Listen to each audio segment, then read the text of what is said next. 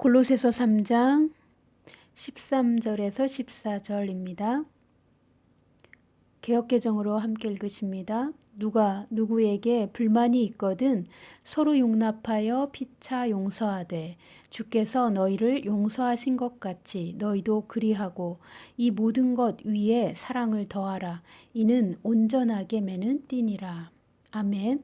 골로새서는 바울의 다른 서신들과 같이 교회에게 주는 메시지입니다. 그리고 성도들이 교회 가족 안에서 지켜야 할 믿음의 태도들을 말해주는 것이지요. 지난주부터 우리가 나누고 있는 골로새서 3장 12절에서 17절 내용은 하나님의 아름다운 성품이 성도의 겉옷이 되며 이 겉옷을 입기 위해 우리가 깨닫고 주님으로부터 배워야 할 그리고 경험해야 할 성품들을 나누고 있습니다. 긍휼과 자비, 온유와 겸손, 오래 참음. 그 다음은 오늘 우리가 읽었던 용납과 용서입니다. 오늘은 용납과 용서에 대해 나누겠습니다. 용납은 믿음의 가족 안에서 연약한 자들을 대할 때 오래 참고 기다려주는 태도입니다. 오래 참고 기다려주는 이유는 무엇입니까? 믿음은 지속적인 과정을 통해 성장하는 것이며 사람의 성품도 하루아침에 자기 노력으로 변화될 수 있는 것이 아니기 때문입니다. 갓난아기의 신앙을 가진 성도들은 갓난아기를 대하듯 용납해 주어야 하는 것이죠. 우리도 모두 갓난아기 시절이 있었기 때문입니다. 그런데 겉사람은 성인이고 속사람이 갓난아기일 경우에 우리는 어떻게 이 사람이 갓난아기 신앙인지 구별할 수 있을까요? 갓난아기 신앙의 특징 중에 나타나는 현상들은 자신보다 더 성숙한 사람들조차 비판의 대상으로 본다는 것입니다. 갓난아기는 믿음도 분별력도 없으면서 도리어 다른 이들을 비판한다는 것입니다. 그러니 비판하는 성도가 있다면 목자는 온유한 심정으로 진리를 가르쳐주고 그들이 따라올 수 있도록 인내하며 기다려주기도 해야 하는 것이죠. 성도들끼리는 서로 비판하거나 미워하지 말고 주님께 기도해야 합니다. 만약 그 비판의 정도가 너무 심하다면 목자의 권위와 통솔력으로 질서를 바로 잡아 주어야 합니다. 그런데 겉으로는 비판하지 않지만 마음속으로 타인을 정죄하는 분들이 있어요. 이런 분들은 자신이 타인의 어떤 점을 비판하고 있는지 살펴보셔야 합니다. 타인의 약점이 용납이 안 되는 것은 사실상 나의 문제에 더 가깝다는 것을 깨달으셔야 합니다. 비판은 용납이 안 돼서 나오는 것인데요. 내가 나 자신을 용납하지 못하는 부분이 있으면 타인을 심하게 정죄하기 때문입니다. 이 부분은 내가 갇혀 있는 영역인 것이죠. 어떤 분들은 비판과 정죄를 표면적으로는 드러내지 않도록 교묘하게 둘러대며 자신의 속마음을 포장하시는 분들도 계신데요. 자신을 속이는 정도가 심하면 예수님의 음성을 듣지 못합니다. 들어도 어둠의 소리와 같이 듣기 때문에 혼란 속에서 삽니다. 용납은 믿음의 가족 안에서 연약한 자들을 대할 때 오래 참고 기다려주는 태도입니다. 우리가 그렇게 하려고 기도하면서 우리 자신을 살피고 주님께 하나님의 용납을 경험할 수 있게 구하셔야 합니다.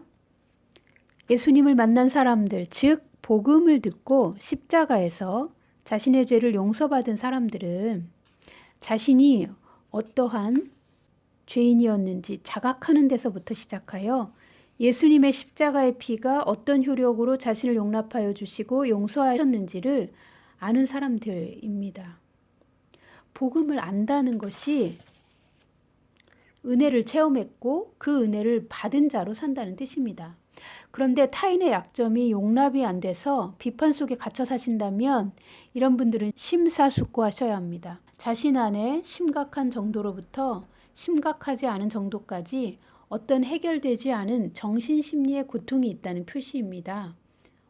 엄밀히는 아직 예수님의 은혜를 경험하지 못해서일 수도 있습니다. 그러나 용납과 용서의 문제는 예수님의 은혜를 경험한 사람이라 할지라도 인간 본성 누구나 안에 가지고 있는 문제입니다. 그래서 기도하며 십자가의 복음으로 우리의 성품을 해결받으셔야 하는 것입니다. 변화받으셔야 하는 것이죠. 만약 성도 여러분께서 복음을 들었고 예수님의 용서해 주심을 믿고 거듭났다면 매일 이 십자가의 복음을 묵상하시고 나 자신에게 적용하며 타인과의 관계 안에서 적용해야 합니다. 예수님은 나를 어떻게 용서해 주셨습니까? 용서는 선물입니다. 아무 자격 없는 죄인에게 죄를 없애주시고 죄로 인한 저주도 끊어주셔서 자유를 주시려고 용서라는 선물을 주신 것입니다. 그리고 하나님께 사랑받는 하늘의 가족이 되게 하셨습니다. 우리가 하나님의 용서를 받은 것은 어떤 값을 주고도 살 수 없는 은총의 선물입니다. 용서의 선물을 받은 자만이 용서의 선물을 줄 수도 있습니다.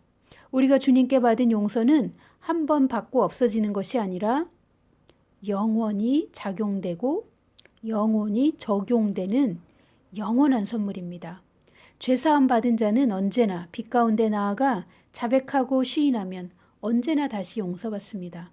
그래서 정죄감이나 수치심, 거절감 없이 주님 앞에 설 수 있는 것입니다. 우리가 받은 용서는 무한하며 결코 제한이 없어서 우리가 누군가에게 나누어 줄수록 풍성해집니다. 우리도 값없이 받았으니 우리도 조건 없이 줄 수 있는 선물인 것입니다. 사람이면 누구나 가질 수 있는 약점과 신앙이 미숙한 어린 신자에 대해선 용납해 주십시오. 그가 성장하여 바르게 행할 수 있을 때까지 믿고 기다려주는 것입니다. 용서는 하나님의 초자연적인 선물이며 은혜를 받은 자가 하나님의 사랑 안에서 또 나누어 주는 것입니다. 그러나 만약 나를 공격하고 심각한 피해를 입힌 사람이 악의적으로 괴롭혔다면 무조건 용서해야 하는 것은 아닙니다.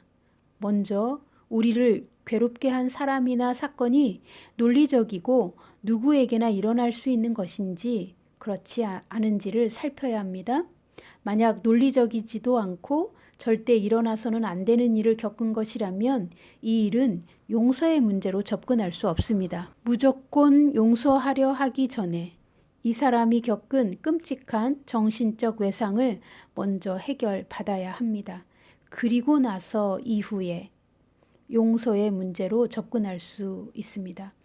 그러나 만약 누구에게나 일어날 수 있는 일이지만 마음이 상하고 불쾌한 수준의 사건에 대해선 우선 내가 어느 부분이 침해받았는지, 어떻게 마음이 상했는지 살펴보고 말이나 글로 표현해 보는 것이 필요합니다.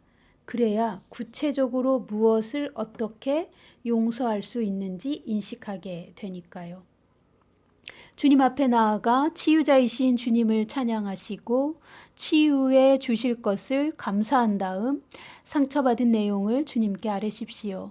십자가 앞에서 죄를 자백하는 것처럼 상처의 문제도 정직하고 진실하게 자백할 때 예수님의 피가 깨끗하게 씻어주시는 역사가 일어납니다. 다 아뢰고 나서 나의 상한 마음을 성령님께서 오셔서 치유해 달라고 간구하십시오. 그리고 나서 용서할 마음이 허락되면, 즉 부정적인 감정이 십자가로 옮겨지고 성령께서 긍정적인 마음을 부어주시는 순간에 상대방을 용서하겠노라고 십자가 앞에서 선언하십시오.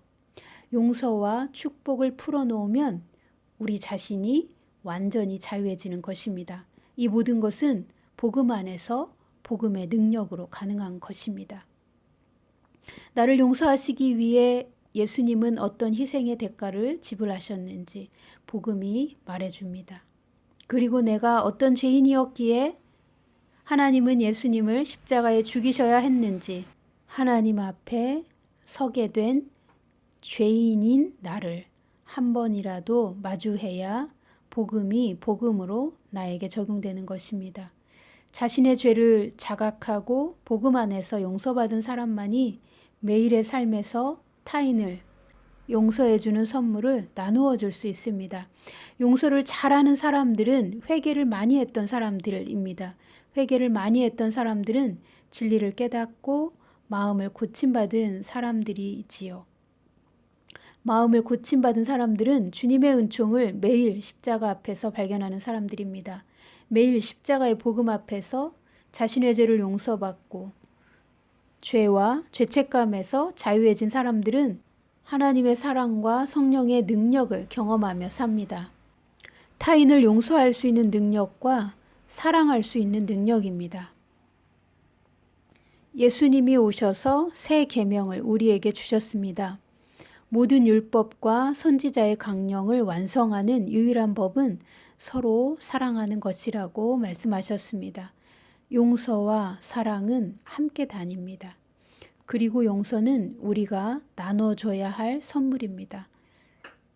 14절 보십니다. 이 모든 것 위에 사랑을 더하라. 이는 온전하게 매는 띠니라. 아멘. 하나님의 아름다운 성품들이 우리를 통해 흘러넘치게 해야 합니다. 특별히 사랑은 성도의 진정한 성숙함의 표지입니다. 왜냐하면 사랑이 가장 최고의 것이기 때문입니다. 고린도전서 13장은 사랑이 없으면 다른 모든 것이 소용이 없다고 말합니다. 예수님 다시 오실 때에 모든 것은 불타고 없어져도 사랑은 남아있을 것입니다. 하나님의 아름다운 성품들이 우리의 겉옷이 되고 그 중에 사랑이 나타난다면 우리를 통해 세상은 하나님이 누구이신지 알게 될 것입니다. 그러나 하나님의 사랑에 대해서 오해하시면 안 됩니다. 하나님의 사랑은 하나님의 진리와 같은 질량입니다. 사람을 기분 좋게 해주는 감정이 아닙니다. 내가 좋아하는 사람에게만 잘 해주는 편파적이고 이기적인 감정은 하나님의 사랑이 아닙니다. 예수님이 나를 사랑하신 사랑을 우리는 예수님에게 배워야 온전한 사랑을 알 수 있습니다. 하나님이 택하사 거룩하고 사랑받는 자의 정체성을 가지게 된 성도는 하나님의 아름다운 성품으로 우리의 겉옷을 입습니다. 긍휼과 자비와 겸손과 온유와 오래 참음, 용납과 용서는 모두 하나님의 사랑 안에 녹아들어 있는 요소들입니다. 앞선 성품들을 배우고 깨닫고 실천하다 보면 하나님의 사랑이 비로소 이해되어집니다. 우리가 하나님의 성품을 배우고자 하면 성령님은 우리에게 하나님의 사랑을 계시하여 주시고 경험시켜 주십니다. 영적인 능력은 실제이고 현실에서 적용됩니다. 우리 자신의 연약함에 집중하지 마십시오. 내 의지로만 잘 해보려고 하지도 마십시오. 나는 연약할지라도 나의 영은 모든 하나님의 능력을 받을 수 있고 나의 인격에 흘려 보내주는 영적인 저장소입니다. 내 영을 믿으셔도 됩니다. 내 영은 예수님과 하나 되어 있고 늘 하나님을 따라가기 때문입니다. 하나님의 사랑과 능력을 바라보시고 하나님이 나의 영에 부어주시는 모든 것을 믿음으로 받으시면 그 하나님의 모든 것이 우리 안에 옵니다. 그리고 우리의 인격이 그것들을 알게 되고 사용할 수 있게 됩니다. 우리를 새 사람으로 창조하신 하나님을 신뢰하십시오. 내 혼은 아직 변화되어 가는 과정 중이고 진행형이지만 내 영은 매일 주님으로부터 하늘의 모든 것을 받을 수 있는 능력이 있습니다. 이미 가지고 있습니다. 나의 거듭난 영은 하나님의 말씀을 들으면 깨닫게 되고 그 말씀은 빛이 되어 우리의 영과 혼을 성장시킵니다. 그리고 우리의 영은 우리의 사정을 모두 압니다. 왜냐하면 우리의 영은 우리 몸 안에 있을 뿐 다른 차원의 존재이기 때문입니다. 그리고 우리 영 안에 성령이 살아계시기 때문입니다. 그러니 항상 하나님을 바라보시고 하나님의 사랑이 나에게 어떻게 나타나는지를 묵상하면 우리의 영은 작동되고 우리의 혼은 하나님의 세계와 연결되어 살게 됩니다. 하나님의 사랑을 경험하려면 하나님께 가까이 나아가 하나님을 만나야 가능한 것입니다. 하나님은 우리와 사랑을 나누는 관계를 가지시려고 우리를 창조하셨습니다. 종교적인 제사를 받으려고 우리를 의미 없이 만드신 것이 아닙니다. 한 사람 한 사람 개인적인 교제를 나누시려고 창조하셨고 예수님의 생명을 나누어 주셔서 우리의 영이 다시 산 것입니다. 그리고 우리를 창조주의 아들로 삼으신 하나님은 우리가 죄인으로 멀리 떨어져 있지 않게 하시려고 예수님을 값없이 희생의 제물로 내어주신 것입니다. 우리가 하나님을 두려워하고 숨고 피하는 것은 죄책감과 거절감 때문에 형벌을 받지 않으려고 피하는 것입니다. 그 문제를 해결해 주셔서 누구나 아버지 앞에 자유하고 담대함으로 나아오도록 예수님을 내 죄값으로 희생시키신 것입니다.